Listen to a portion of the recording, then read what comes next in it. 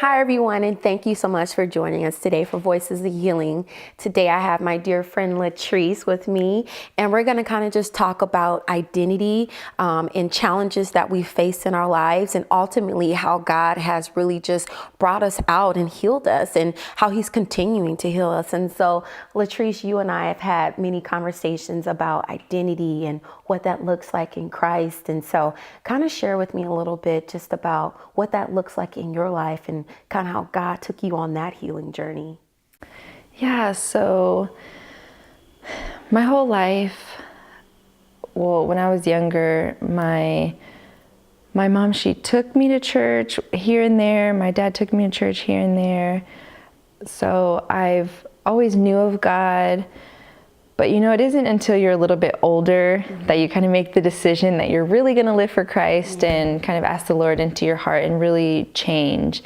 And I would say throughout my younger years, I didn't have a horrible life, but there were a lot of challenges that I faced that brought me here today. One thing I feel like people would say to me a lot was that I was weird. And some people probably would take that as a bad thing. And I didn't necessarily take it as a bad thing, even though it kind of did resonate with me kind of in a bad way, because I would always question, well, why do people call me weird? Why do people call me different? Is that a bad thing? Is that a good thing? So that question kind of always really, I pondered that in my head a lot. And it wasn't until I got into high school that people would say even more, and I always wondered, God, why do people tell me that? And it wasn't until I got into college that I realized, wow, I really am different, and that's okay. Right. And God helped me realize that I am different. Right. And it's okay, because as a Christian, as a follower of God, I am supposed to be different, and I am supposed to stand out. Right. We are supposed to stand out from the world. And within that, God took me through the weirdness and the differentness and helped me to accept that and to love myself through that. So I had to really realize that it is okay to be different. Right. And not every one person is the same. Right. And that's the beauty of people, right. Is that we are all different. No, yeah, that's so true. I think, for me, I look at it like this, is that how much time we spend on, or even we have times to where we, in our lives, to where we spend with people just putting kind of labels on us and saying how they say you were weird or something like that. And some people will take it, and they'll take it through their whole entire life. And they'll be like, oh, I'm just weird. And they won't get that revelation that, well, it's not that I'm weird, it's that I'm different and that God made me different. And so I think it's interesting how we all can face different things, in our lives. Because for me, growing up, it was always, oh, you're so, out there, or as far as outspoken. And then it was a period in my life to where I wasn't outspoken enough. And so it just kind of kept changing. And so at a point in my life, I had to say, you know what? It doesn't really matter what other people say. What does God say about me? Because once I got that revelation on what God said about me, it was kind of like, wow, it was like an eye opener, because it was like, Vanessa, you are all those things. You know what I mean? It's like, wait a minute. It's like, you are an introvert. You are an extrovert. It's like, you know what? It's like, you are all those things, and that's okay. But the thing about it is that there are so many people out there right now, young women, young men, who are having identity issues because of labels and things, and not being able to interpret it in the right way, or not knowing that God's love is the ultimate clarification, that ultimately that you have to see your identity through Christ. And a lot of people out there today don't have that. And so, tell me about a time to where you said, you know what, God, I need you to heal me in this area. Because we talked about, the labels and people doing things and stuff, but tell me about a time to where you said, God, I need for you to heal me. I need for you to come in and I need for you to make a change in my life. What was a defining moment for you? Because, we've all had defining moments in our lives, more than one occasionally. But what's been a moment for you in your life? Yeah, so that's a big question. I know, it's like, oh, take a deep breath, because it is a big question, because it's like we've had many moments in our lives, but we all can think of one that was like, that was the change right there. Yes. So when I was younger, in middle school, I'll start there, I was going through a lot with my mom. She started drinking a lot more, and our relationship started to fade a little bit. We weren't as close. I began to crave that love and attention, and I began to look for it in other women. And so it was in middle school, about 8th grade, that I had my first relationship. It was just, I like you, you like me kind of thing. I didn't know why I was feeling this way or why I was wanting to pursue these feelings for girls and why I was curious about it. I wasn't sure why I was having these feelings for girls, and so by the time I got to high school, I was already labeled a lesbian. People would ask me, well, why do you have these feelings? And I really couldn't tell you. Back then, I really couldn't tell you. It was just something that I felt. I remember beginning to lose those feelings for men, and I couldn't tell you why. What was really interesting was that even though I was in a relationship with women and I didn't feel attraction to men, I always knew in my heart that I would marry a man. And I just thought that was so interesting. But even though I always felt that in my heart, I didn't know how that was going to come about, because I did not feel attracted to men, and I knew that I was attracted to women. And so it was my junior year of high school. That was when I gave my life over to Christ. And I made a decision for myself that I wanted my life to change, because within all of just things going on in my household, I also was using drugs. So when I gave my life to Christ, I knew that I wanted to change and I wanted to be a different person. I didn't like all the negativity that was going on. I didn't like the negative thoughts that were going on, because in high school, I just started feeling really lonely. And even though I knew a lot of people, I played a lot of different sports, and I knew a lot of people, and a lot of people knew me, but I still felt really lonely. And I think that was just because of everything that was going on at home. God began to bring that joy back for me and that peace back for me in my life. Just getting more into my relationship with God and just kind of becoming a new person and not wanting to do the drugs anymore. I remember I was 17 years old and I went to go live with my dad for a few months, because I didn't grow up living with him. And so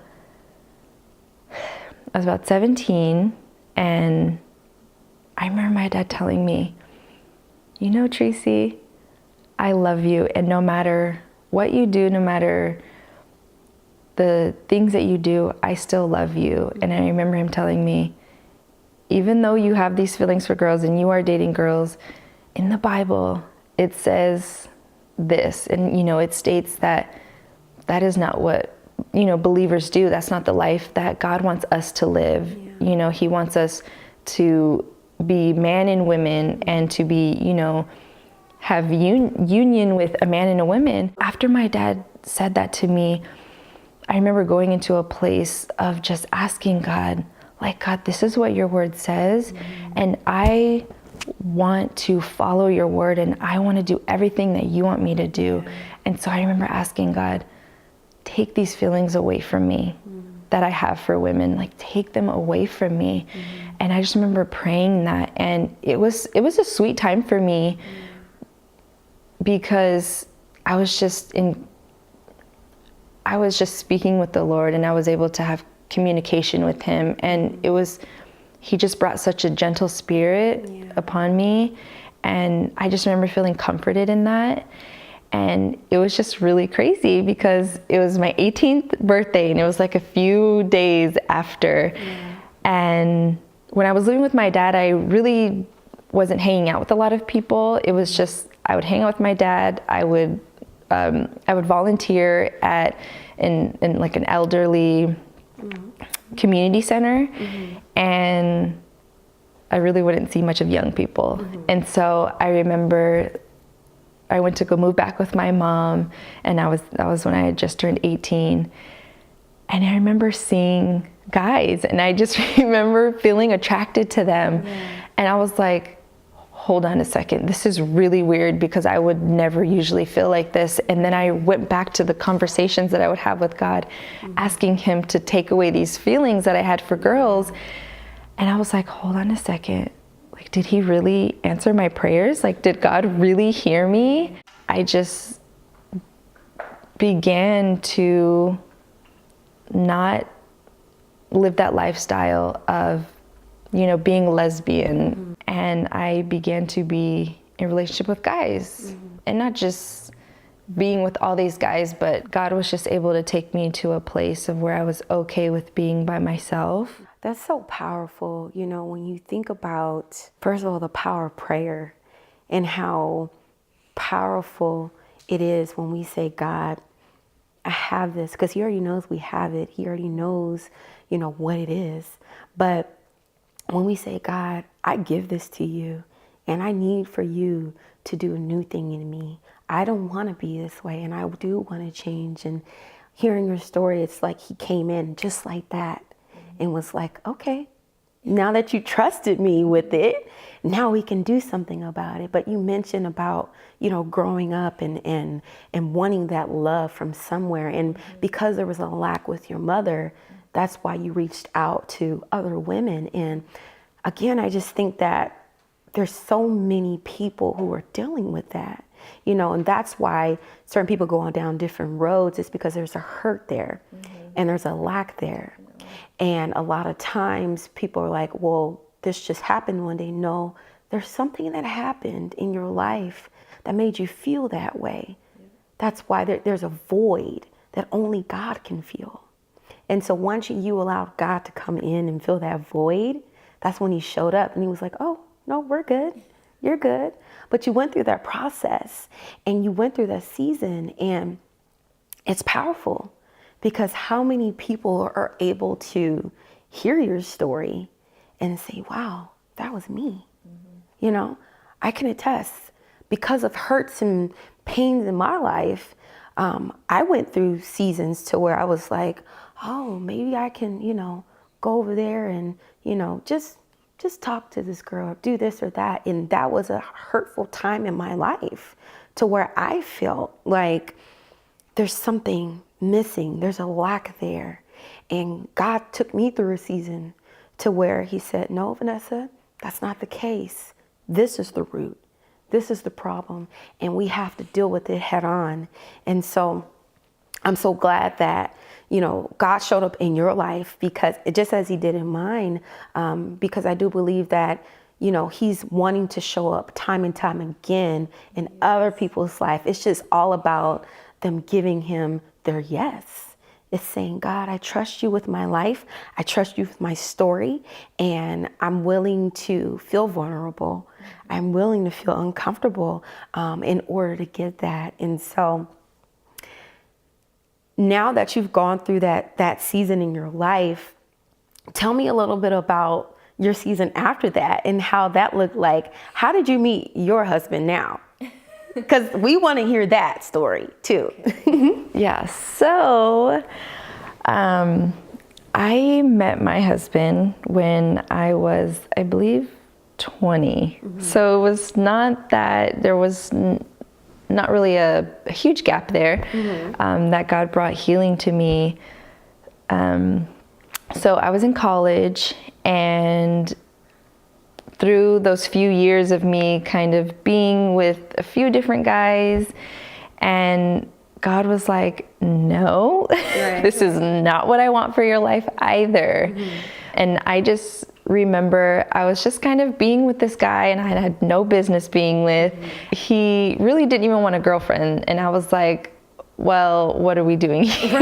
I'm like, what are we doing here? No. And I just remember, and I knew it was the Holy Spirit because it was just like this overwhelming feeling inside of me. And I was like, I can't do this anymore. And I remember telling him, I can't do this anymore. And so after that, God brought me to a season of just being with him. I remember I would just go to church. I would read my Bible every single chance I got. I was in church. I was going to a singles ministry. And I really wanted to, I remember telling God, the next person that I am with, he's going to be my husband. And I remember telling God that. And I really believe that that's the desire God had for me anyway, you know, because he wants us to be happy. He wants us to be whole, and he wants us to be in union with one person. Yeah, I knew I wanted to be married, but I did want a family. I think that just what I had gone through, God needed me to know his love on a personal level. I remember meeting my husband. We ran track together. And I didn't like him at first. I really didn't. He got on my nerves. Yes, and he knew it. He really did. I remember being in that place with the Lord. I was like, well, Lord, I need a godly man. I need a man who loves you. And it's not that I had this list of things, you know, that we can easily have, but it was like, God, I just need someone who loves you, because if my husband doesn't love you, our relationship is not going to work. It's just not going to work out. And so my husband and I, well, before we were husband and wife, we just were friends.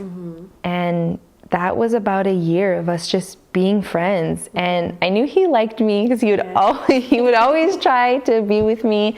And I remember straight up telling him one time, I was like, I'm waiting on my husband, and like, you're not it. and he was like, okay. And then there was another time he was like, oh, well, you're my wife and we're going to be together. And I was like, who are you? Like, no.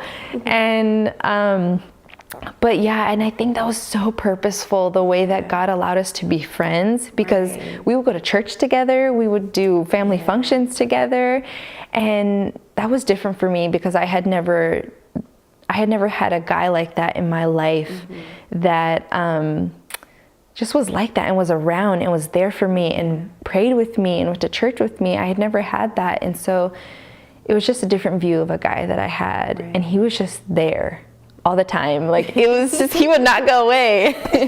But I liked it, and we were friends, you know. And then finally, I remember a friend of mine, we would always pray together, and he was like, you know, Latriece, you are praying for a husband and you are desiring for a husband, and you have this guy here that does everything with you. You guys always hang out. He's faithful to God. You guys are really good friends. Don't you think you might be blocking your blessing? And I was like, that's really interesting. I was like, I never thought about that. And so I remember going to God again, and I was like, Lord, like, if this is my husband and if this is the man that you want for me, then change my heart for him. That's good. And I kid you not, it was like about a week. And within that week, I just began to like him. Like, he didn't get on my nerves anymore, and I began to like him, and my heart really started to change towards him. And I was like, what is going on here? God, are you really answering my prayers? Is he really my husband? Wow. And I remember telling my friend, I'm like, oh my gosh, I think I like him. And he was like, okay, like, let's just make sure this is from God. Yeah. I remember going to Jamar and telling him that I wanted to give it a shot, that I liked him. And I just remember him being so happy. Yeah. And my friend was like, okay, we want to make sure that this is from God. So let's just not spend a week together. Let's not hang out. And let's just see where it goes. Let's make sure that those feelings are real. I remember we didn't talk, but I remember it got to like the 4-day mark, and I went to his job with my little sister, and I wrote him this little note, and I put it on his car, and it said, "I love you." And I was like, and I remember him texting me like, "That's not fair. Like, we weren't supposed to talk at all." But it was so sweet because he gave me like this little note back, and it said, "I love you too." And so after that week, I just knew. I just knew he was my husband.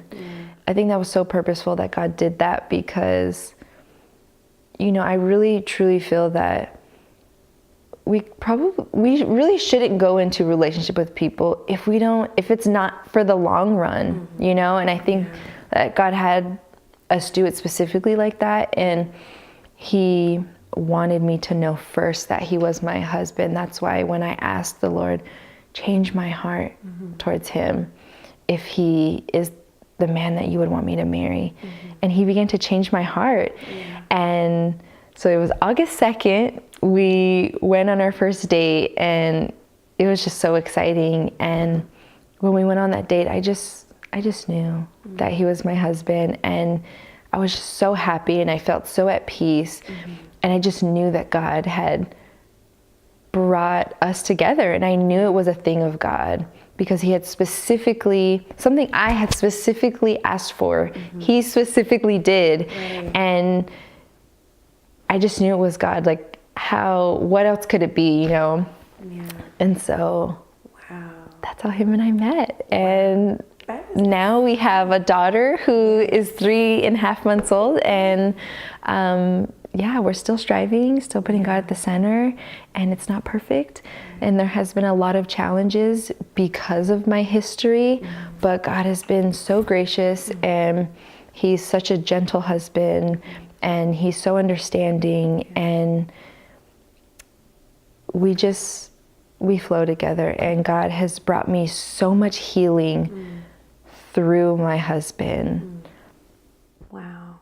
That is, when I hear stories like that, it's just kind of like, wow, God, like you really are intentional. Like, you really are intentional about our lives and how we are. And just looking at your life and what you shared, it's like, here it was how you had this challenging upbringing, and you had different things going on in your life. And then you had that time to where the enemy tried to veer you off your path to where God really had for you. And so I'm so excited to see, number one, what God is going to do even more, because I know that he's going to do it. Like, he's already done it in your life, and he's going to continue to do it. And I believe that if he's done it in your life and he's done it in my life, that he's able to do it in other people's lives as well. And again, it all goes back to that yes. And so I'm so excited for you, Latriece. And I'm so excited that you were here today, because I mean, honestly, like, we have conversations all the time, and we talk and we do things like that. But I think it was really important for us to have this conversation, because I just really believe that a lot of people need to hear that the real authentic stories that, you know, we share and that we have, and it's real and it's personable, and I'm excited for what God is going to do in your life. So thanks for coming, my friend. I love you so much. Thank you.